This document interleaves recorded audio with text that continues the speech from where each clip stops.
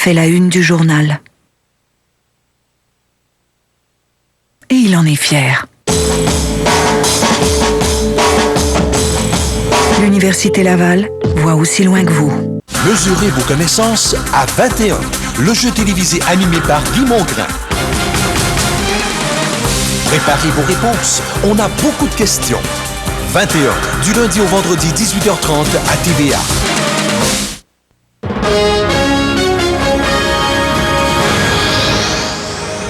L'aubergiste Yvon Plante s'approprie tous les noms pouvant identifier un concurrent au lac Sakakomi.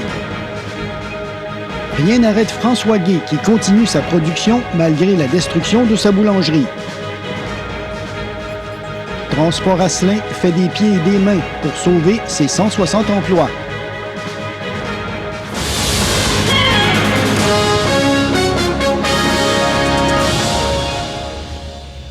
Bon début de soirée, mesdames et messieurs. L'aubergiste Yvon Plante de Saint-Alexis-des-Monts déploie vraiment des trésors d'imagination pour faire obstacle aux 2 développements projetés au lac Sakakomi. Selon ce que TVHM vient d'apprendre, M. Plante s'est accaparé les principales raisons sociales susceptibles d'identifier un futur hôtel et une future microbrasserie à cet endroit. Louis Cloutier, ce qui fait que le fameux projet de château Sakakomi ne pourra pas s'appeler ainsi.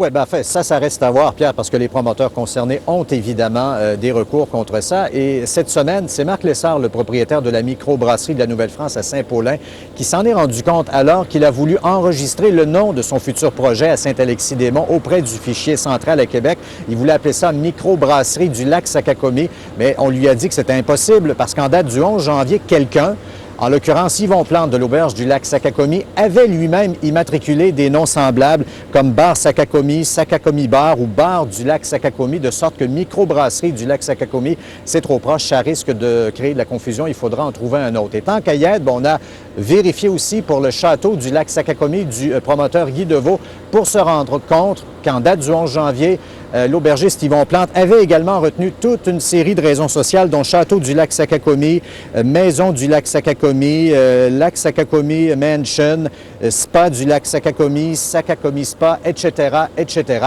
Dans le cas de Guy Deveau, il avait quand même enregistré le nom de son futur hôtel auprès du gouvernement fédéral, mais il faudra quand même régulariser la situation à Québec et se réapproprier sa raison sociale. Mais ça veut dire temps et argent. Et Guy Deveau, on va l'entendre, il n'en revient pas de ce genre de tactique.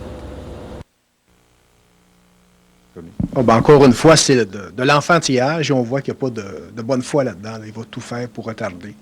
Il y a peut-être quelque chose qui le peur, je ne sais pas, mais c'est le seul nom qui n'a pas réservé, c'est la cabane du Sakakomi. Tous les autres sont là. Il y a tout réservé ce qui peut arriver. Louis, c'est un problème qui s'ajoute en plus de celui de la question de l'expropriation. Oui, bien, on le sait, Pierre, ce bout de terrain qui appartient à l'aubergiste Yvon Plante, pour lequel il demande 1 million de dollars et qui empêche la construction de la route vers le site des 2 futurs développements. Alors ça, ajouté à la question des raisons sociales, on peut dire que c'est la guerre totale au lac Sakakomi. Merci, Louis. Merci.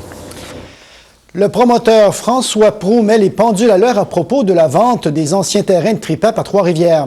En marge du débat judiciaire qui vient de s'ouvrir, M. Plante assure que rien d'irrégulier n'a entaché son refus de vendre ces terrains au groupe Lenco.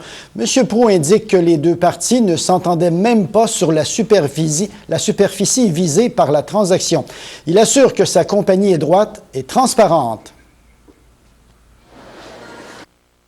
M. Perrault allègue toujours qu'il achète un terrain, mais c'est pas jamais ce terrain-là qu'on lui a vendu. Nous, on lui a vendu un terrain, puis M. Perrault nie que c'est ce terrain-là. M. Perrault essaie d'obstruer le projet tout simplement en disant qu'il a acheté un terrain que je lui ai jamais vendu. Jason Sean Fresco, accusé du meurtre au premier degré de Mathieu Millette, ne saura que plus tard cette semaine s'il peut recouvrer sa liberté en attendant son procès. Le juge qui a entendu la requête pour remise en liberté du jeune homme de 21 ans aujourd'hui au palais de justice de Shawinigan a préféré se donner un peu de temps avant de rendre sa décision. Ghislain Morissette, vous étiez au palais de justice ce matin. Est-ce qu'on a entendu plusieurs témoins? Écoutez, on a entendu quand même 5 témoins, dont 3 membres de la famille de Jason Sean Fresco. On parle de sa grand-mère, son père et également de sa sœur. Évidemment, des témoignages qui étaient troublants, presque pathétiques, entre autres au moment du témoignage du père qui lui-même était bouleversé. L'accusé a versé quelques larmes pendant ce temps-là. La même chose du côté de la grand-mère lorsqu'elle est venue témoigner. Elle a tenté d'adresser quelques mots d'encouragement à l'accusé et pour ce qui est de la sœur également de l'accusé qui s'est présentée à la barre. Tout ça s'est fait évidemment parce que l'accusé aimerait pouvoir recouvrer la liberté et on a entendu ces témoignages devant la présence des parents du jeune Millette, de la victime, et l'avocat de la couronne et l'avocat de la défense ont présenté leur plaidoyer. Je vous invite à écouter leurs commentaires. La défense a demandé à ce que M. Fresco soit remis en liberté et on a présenté une preuve afin de prouver au juge que M. devrait rester détenu. M. Fresco ne demande pas de retourner, d'être lâché dans la nature puis d'avoir exactement le même mode de vie qu'il avait avant. Ce qu'il a besoin, c'est d'aide. Il le reconnaît, il a pris les outils nécessaires justement pour essayer d'obtenir cette aide-là. C'est pas non plus un individu qui a des antécédents judiciaires. Il n'en a aucun. En voilà, Pierre, donc toute cette histoire s'est déroulée au mois d'octobre dernier à Shawinigan. La victime plutôt a été trouvée dans l'appartement de l'accusé à Shawinigan. C'est l'accusé lui-même qui avait annoncé aux policiers qu'il y avait une personne décédée dans son appartement. L'accusé s'était présenté aux policiers dans la région de Montréal avec son père et c'est donc lui qui a informé les policiers de la présence de ce corps à cet endroit-là. Malheureusement, on ne peut pas vous expliquer ce qui a été dit ce matin puisqu'il y avait ordonnance de non-publication. On connaîtra la réponse du juge un peu plus tard cette semaine. Le jeune homme est accusé de meurtre au 2e degré, donc de Mathieu Millette. Merci beaucoup. Au revoir. Et à Trois-Rivières, un homme de 63 ans a été condamné à 4 ans de pénitencier ce matin à Trois-Rivières pour avoir agressé sexuellement sa conjointe et ses 3 enfants. Il a aussi usé de violences physiques à leur endroit. Les événements sont survenus dans un village du comté de Champlain et se sont étalés sur une période de 19 ans pour la conjointe et de 4 ans pour les enfants.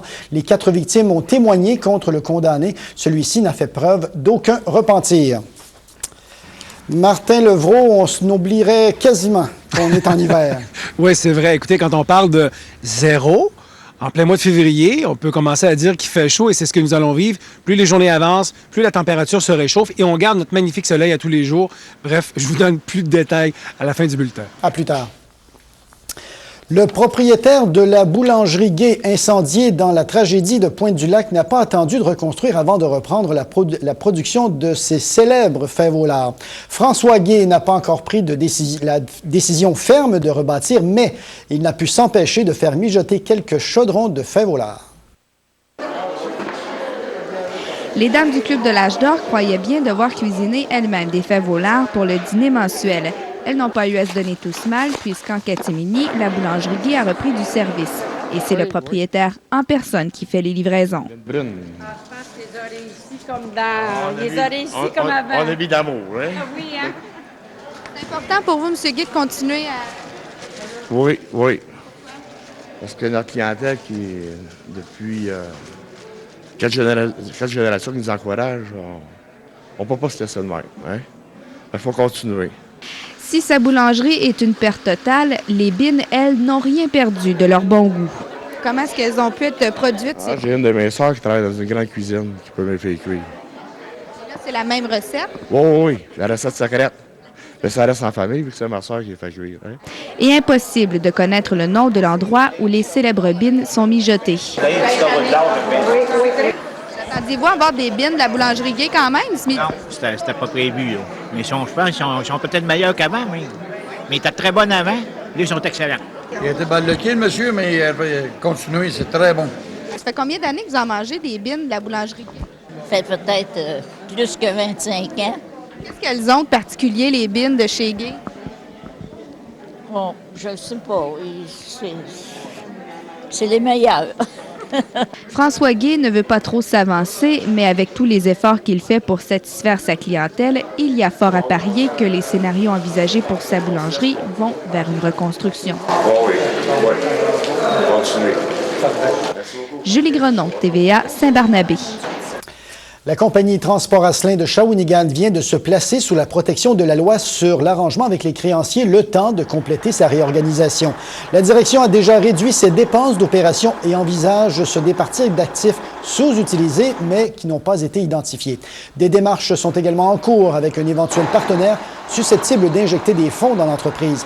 Transport Asselin compte 5 succursales, dont celle de Saint-Georges-de-Champlain, qui emploie 160 personnes. La compagnie pointe la déréglementation, la fusion des compagnies papetières et les fluctuations du prix du carburant pour expliquer ces difficultés. À titre d'exemple, le pétrole représente plus ou moins 30 à 35 dépendant de nos régions, de nos frais d'exploitation. C'est évident que si on se retrouve avec des hausses, il y a des semaines, ça montait presque de 10 par rapport à la semaine précédente, c'est sûr que ça donne un coût énorme sur notre liquidité.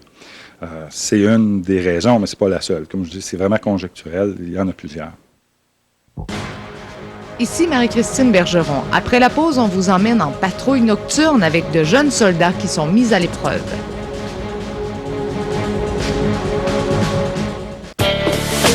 Royal. Intime. Au cœur du Vieux-Québec. Le Palace Royal, sans casse-tête. Réservé en ligne à jarreau.qc.ca. Les préarrangements, c'est comme une assurance-vie ou un testament. C'est une formule toute simple pour régler à l'avance les détails de nos funérailles ou celles d'un proche. Les gens de J. Philibert et Fils nous ont permis de nous assurer que nos dernières volontés soient connues et respectées. On va pouvoir épargner à nos proches une bien lourde tâche. En plus d'être à l'abri de l'inflation, on peut avoir l'esprit en paix et profiter des choses essentielles de la vie. J. Philibert et Fils, une famille au service des familles. Pour nous, la réussite, c'est cultiver l'imaginaire, dessiner sa vie, vivre le plein air, comprendre sa nature, apprivoiser le geste, trouver sa place, préparer la relève, faire sa part, ouvrir des horizons, partager sa passion, réalise des projets d'avenir. Commission scolaire du Chemin du Roi. En février, c'est le grand événement moitié-moitié chez Lunetterie New Look. Vous payez la moitié du prix Et on s'occupe de l'autre moitié. pour faire place aux nouvelles collections. New Look liquide 29 000 montures à moitié prix. Dans une grande vente d'inventaire avec les plus grandes marques. Mais c'est seulement en février. Et n'oubliez pas qu'en plus, chez New Look, votre achat complet ne vous coûte jamais plus de 29 $ par mois sans intérêt ni dépôt jusqu'à plein paiement. Tout simplement. En février, moitié-moitié. Vie de château. Détente. Site de congrès. L'Hôtel Plaza sans casse-tête. Réservé en ligne à jarreau.qc.ca. Bienvenue au théâtre du Kupergar. Chaque semaine, un nouveau défi. Quelle équipe gagnera la faveur du public? Qui perd gagne ce mardi 19h à TVA.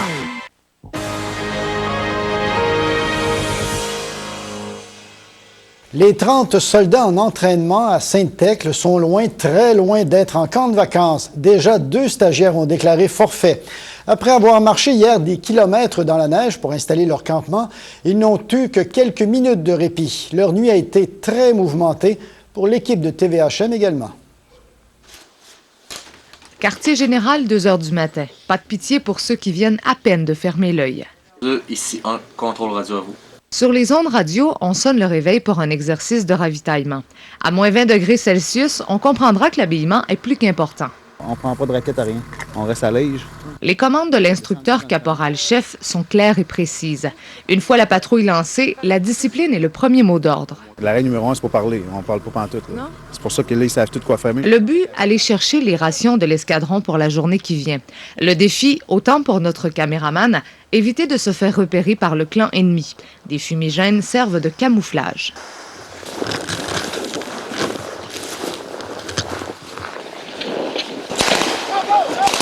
La pétarade des mitrailleux.